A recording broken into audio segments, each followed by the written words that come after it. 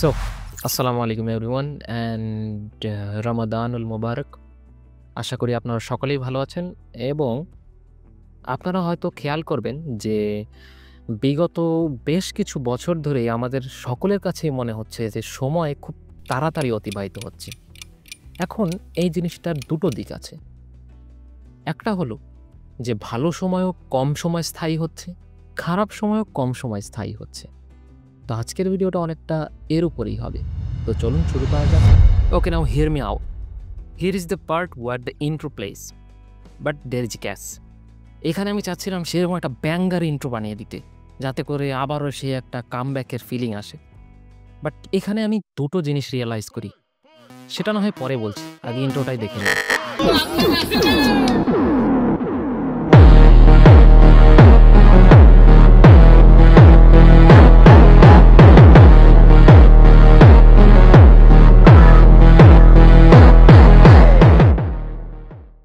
So now let's talk about those realization. তো আপনারা জেনে থাকবেন যে আমি অনেক আগে থেকেই ভিডিও শ্যুট এবং এডিটিং করি আমার ফোনেই। তো যা কিছু শেখা হয়েছে সব কিছু ফোনেই, এবং এ যাবৎকাল পর্যন্ত যা যা কাজ আপনারা দেখেছেন সবই ফোনেই কাজ করা।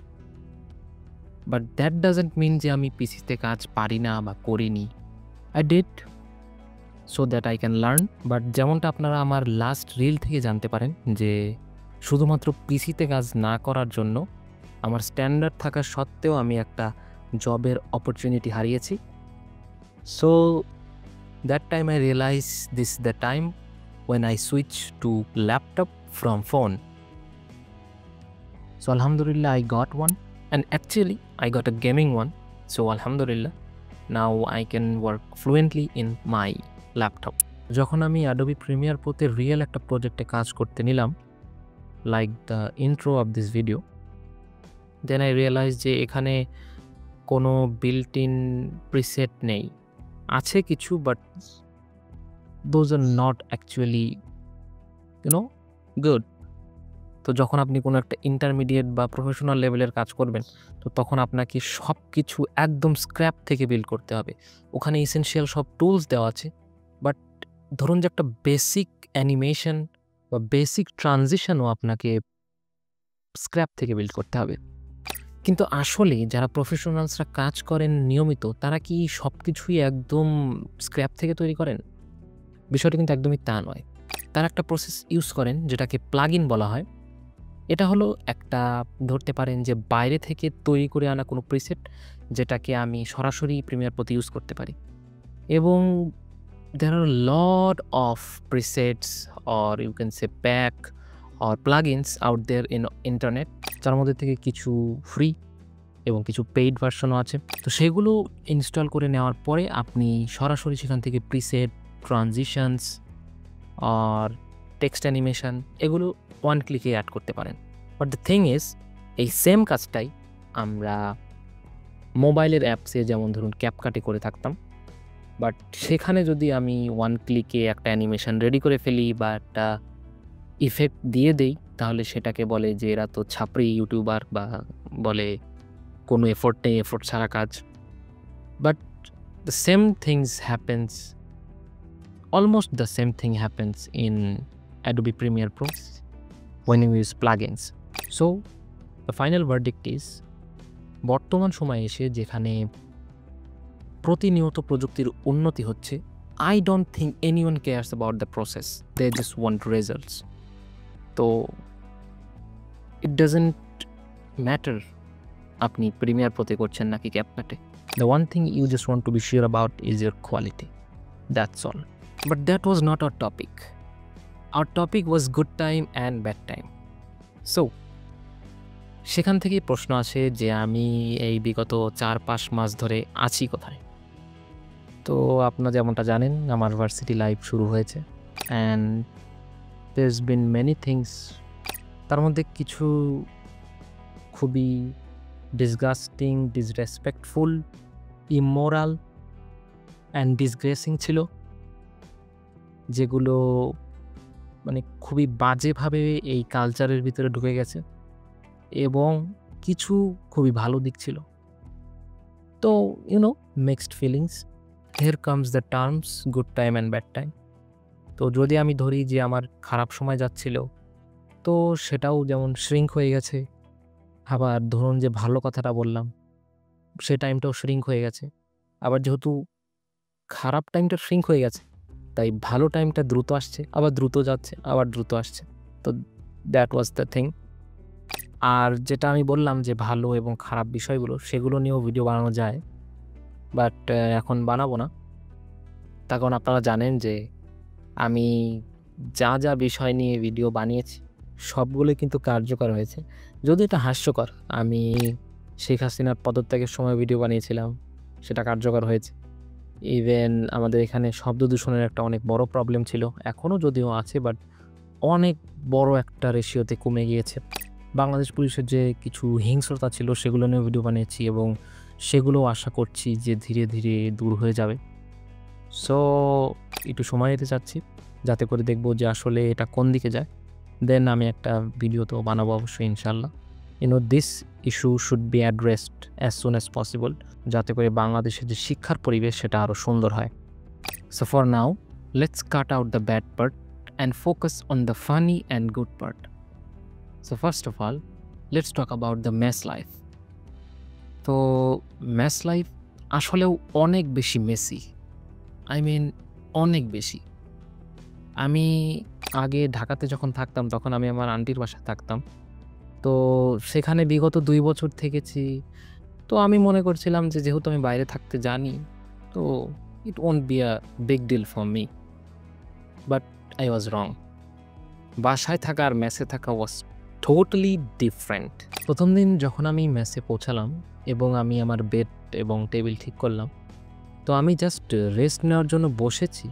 তখনই মেসের যে তৎকালীন ম্যানেজার ছিলেন, তিনি এসে খালাকে বললেন যে, "খালা, আজকে তো মিলে পেঁয়াজও আছে, কিন্তু আমি পেঁয়াজ আনতেই ভুলে গেছি।" তো খালা বলল, "সমস্যা নেই, অমনি বানিয়ে দেব।" দেন রাতে ঘুমালাম এবং সকালে উঠে আমি একটু কাইন্ড অফ ডিপ্রেসড ছিলাম। কারণ আবারও সেই ফ্যামিলি ছেড়ে আসার যে বেদনাটা, সেটা হঠাৎ করে হিট করলো। বাট দ্যাট ওয়াজ ওকে। আমি ইউটিউবে ভিডিও দেখছিলাম শুয়ে। দেন হঠাৎ করেই বাইরে একটু চিল্লাপাল্লা শুনলাম এবং আমি দৌড়ে যখন বাইরে গেলাম, তখন দেখলাম যে আমাদের যে সবগুলো রুমের মাঝখানে একটা মোটামুটি ফাঁকা এরিয়া আছে, সেখানে এক ভাই অজ্ঞান হয়ে পড়ে আছে। So I was like stand যে কি হচ্ছে মেস লাইফে। তো এরপর ধীরে সময় অতিবাহিত হলো। ধীরে ভালো লাগলো।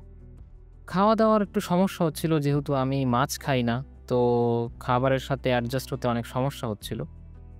বাট ধীরে এই মানে খেতেই হবে। বাঁচতে হলে খেতে হবে। আগে খাওয়ার জন্য বাঁচতাম, এখন বাঁচার জন্য খাই। Kinda like this. আর আসলে মেস লাইফ যেমনই হোক, আমার ভাগ্যটা সত্যিই খুব ভালো। আমি খুবই ভালো একটা মেসে উঠতে পেরেছি। Though there are some things, but we will talk about that later. তো আমার রুমমেট বড় ভাই থেকে শুরু করে মেসের যত বড় ভাইরা আছেন, তারা আসলে খুবই আন্তরিক এবং তাদের সাথে থাকতে আমার মানে কোনো অসুবিধাই হয়নি এবং খুব কম সময়ের মধ্যে আমি মানে খুবই ফ্রেন্ডলি হয়ে গেছি সবার সাথে। এবং এই বিগত যে কয়েকদিন আমরা ইফতার করলাম, আসলে খুবই ভালো লেগেছে ভাইদের সাথে ইফতার করে। খুবই মজা হয়, আনন্দ হয়, গল্প হয়। এরপরে সবাই একসাথে মুড়ি মাখিয়ে খাওয়া। So that was really great. তো ওভারঅল মেস লাইফ ভালোই।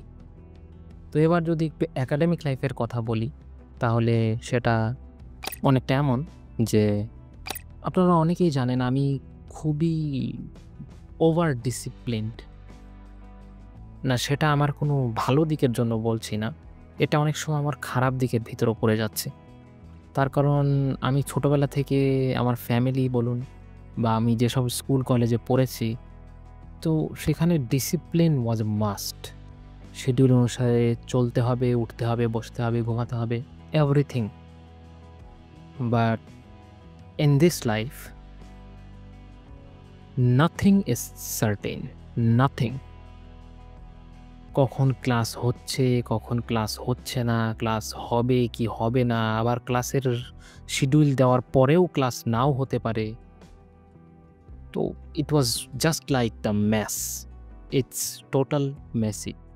তো সেই কারণে আমি আসলে মাঝে মধ্যে হঠাৎ একটু ডিপ্রেসড হয়ে যাই, এবং আমি যখন আমার বাবা মাকেও বলি এই বিষয়ে, তো তারাও মানে কাইন্ড অফ অবাকই হয় যে come on, chill out, varsity life এমনই হয়। বাট কেমন যেন মানতে কষ্ট হয়। একটা শিডিউল অনুযায়ী চলাফেরা করলে ভালো হয় না? যে মানে you know according to the rules, but unfortunately there are no rules here. যেহেতু আমি একটা স্পেশালাইজড ইঞ্জিনিয়ারিং কলেজে পড়ি, তো এখানে অনেক রকম ফান টাস্কও হয়। যেমন কিছুদিন আগে আমাদের মেশিন শপের একটা প্র্যাকটিক্যাল ছিল, যেখানে আমরা ওয়েল্ডিং করলাম, এবং আপনারা হয়তো ভিডিওটি দেখতে পাচ্ছেন এখানে। তো এরকম বেশ কিছু ফানি অ্যাক্টিভিটিস হয়। I mean it's not funny activities, it's a step of being an engineer, a good engineer, but it's fun to do. এছাড়াও আমাদের কেমিস্ট্রি ল্যাব হলো অনেকগুলো। বাই দ্য ওয়ে, আপনারা হয়তো ভিডিও শুরু থেকেই আমাকে দেখে অনেকে ভাবছেন যে you look kind of messy, I mean চুল দাড়ি সব একদম বড় বড় হয়ে গেছে। আসলে আমার পরীক্ষা চলছিল, এবং পরীক্ষার আগে আমার ল্যাব চলছিল, এবং পাশাপাশি ক্লাস চলছিল। তো I was so much busy. তো সেজন্য আসলে অবস্থা এখন একটু খারাপই। আমি জাস্ট ২ দিন হলো বাসায় এসেছি, এবং এসেই ভাবলাম যে এবার কাজ শুরু করতে হবে, অনেক দেরি হয়ে গিয়েছে। তো যদি মোটের উপরে বলি, academic life is also kind of okay. So লাস্টে যদি আমি একটা স্টোরি বলি, সেটা হলো কিছুদিন আগে আমি সম্ভবত ২য় রোজার ইফতারের পরে আমি আমার মেসেই ছিলাম, পড়ছিলাম। তো হঠাৎ করে আমাদের খবর আসে যে ইমিডিয়েটলি সবাইকে নিচে আসতে হবে, বড় ভাইরা ডেকেছেন। তো আমরা রেডি হয়ে নিচে গেলাম, এবং জানতে পারলাম যে আমাদেরই ব্যাচমেট একজন সজল, আমার বন্ধু, ল্যাপটপ চুরি হয়ে গিয়েছে। So it was a very shocking news. আমিও ওই টাইমের দিকেই ল্যাপটপ পেয়েছিলাম। তো আই ওয়াজ রিয়েলি শকড, এবং আমরা অলমোস্ট ৫০-৬০ এরকম, এবং পাশাপাশি সিনিয়র ভাইরাও ছিলেন, সবাই মিলে সেই বন্ধুর মেসে যাই। মেসে গিয়ে আমরা কথাবার্তা বলি, যে কিছু সন্দেহভাজন লোকজনও ছিল, তাদের সাথেও ডিল করা হয়। তো ফেরার পথে আমার ব্যাচমেট বন্ধুরা, তারা আমাকে কাইন্ড অফ চ্যাংদোলা করেই চার দোকানে নিয়ে যায়, যে আমি কেন এত তাড়াতাড়ি ঘুমিয়ে যাই। যেমনটা আপনাদেরকে বললাম যে আমি একটু ওভার ডিসিপ্লিনড।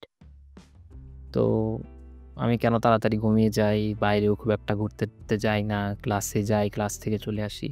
হ্যাঁ, এটা আমিও বুঝি যে আসলে আমার লাইফস্টাইলে আমাকে মাঝে মধ্যে ডিপ্রেসড করে ফেলে, বাট হয়ে যায়। I feel safe, I feel okay. যদি কখনো আমার বাউন্ডারি ক্রস করে ফেলি আমি, যেমন যদি একটু বেশি রাতই আমি জেগে থাকি, তো আমার প্যানিক অ্যাটাক হয়ে যায় যে এটা তো আসলে হওয়ার কথা ছিল না, কেন হচ্ছে এরকম।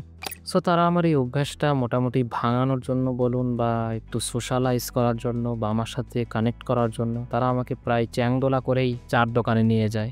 And to be honest, I was freaked out. প্রথম দিকে I was really freaked out যে এত রাতে চার দোকানে, oh my god, this is beyond my imagination. But thanks to my friend Nafi and many other friends, they approached me in a really good way, like why not. I also thought why not, just give it a chance. কিন্তু যখন আমি সেখানে গেলাম এবং তাদের সাথে কথা বললাম, I kind of feel good and I don't know why, but সবার সাথে সোশ্যালাইজ করে, আমার গল্প তাদেরকে বলে, তাদের গল্প আমি শুনে, I really feel connected, like family, friends. So ভালো লাগলো সত্যি। অ্যান্ড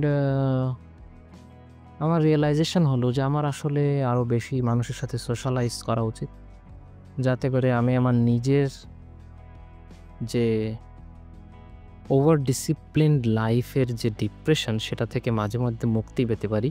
সো এই ছিল আর কি সব কিছু মিলিয়ে my life was going okay and that's all. তো এই পুরো ভিডিওর জিসটা হলো যে লাইফ কিপস গেটিং ওর্স। আমি যখন 2 বছর আগে ঢাকা থাকতাম তখন আমার মনে হতো ম্যান এর থেকে খারাপ লাইফ তো হতেই পারে না। বাট এখন যখন আমি পাবনাতে থাকি তো আই অ্যাম কনভিন্সড যে না এর থেকেও খারাপ লাইফ হতে পারে। But now I am mature enough to understand that it just gets worse. তো আজকের থেকে কাল আরও খারাপ হবে, কালকের থেকে পরশু আরও খারাপ। সে কারণে পরশুর থেকে কাল ভালো, কালের থেকে আজ।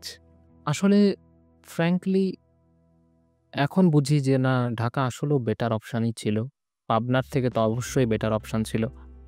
বাট যখন আমি ঢাকায় ছিলাম তখন আমি আমার ফ্যামিলির সাথে টাইম স্পেন্ড করতে পারতাম না এবং এই বিষয়টা আমাকে মাঝে মধ্যে স্যাড করে দিত। বাট এখন আমি অলমোস্ট প্রত্যেক বৃহস্পতিবারে বাসায় আসি, ফ্যামিলির সাথে সময় কাটাই, পড়াশোনা টুকটাক করি এবং দেন শনিবারে সকালে উঠে আবার পাবনা চলে যাই। So I am enjoying my life, I am enjoying this journey and আমি কাইন্ড অফ এখন বুঝতে পারি যে আজকের দিনটা এনজয় করা উচিত। ওই যে একটা কথা আছে না যে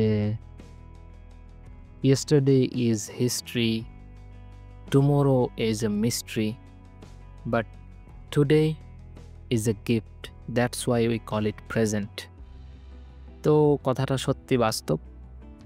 তো যদিও আমি কথাগুলো বলছি বাট আমি যে এগুলো পুরোপুরি মানি বা মানবো ব্যাপারটা তা না। তবে আমি চেষ্টা করব, আশা করি আপনারাও চেষ্টা করবেন। আজকে বাঁচুন, আজকের জন্য বাঁচুন, নিজের জন্য বাঁচুন যাতে করে আপনি ভালো থাকেন। তো এই ছিল আজকের ভিডিও। আসলে এই ভিডিওর টপিক এটা ছিলই না। এই ভিডিওর টপিক ছিল যে আমি কিভাবে মোটরসাইকেল চালানো শিখছি।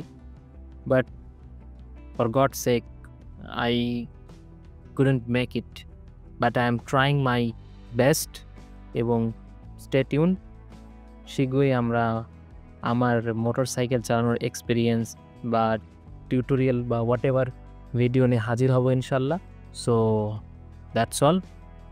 আশা করি আপনাদের ভিডিওটি ভালো লেগেছে। ভালো লাগলে জানাবেন কমেন্টে। আজকের জন্য এতটাই, দেখা হচ্ছে নেক্সট ভিডিওতে। আসসালামু আলাইকুম, keep me in your prayer. আল্লাহ হাফেজ।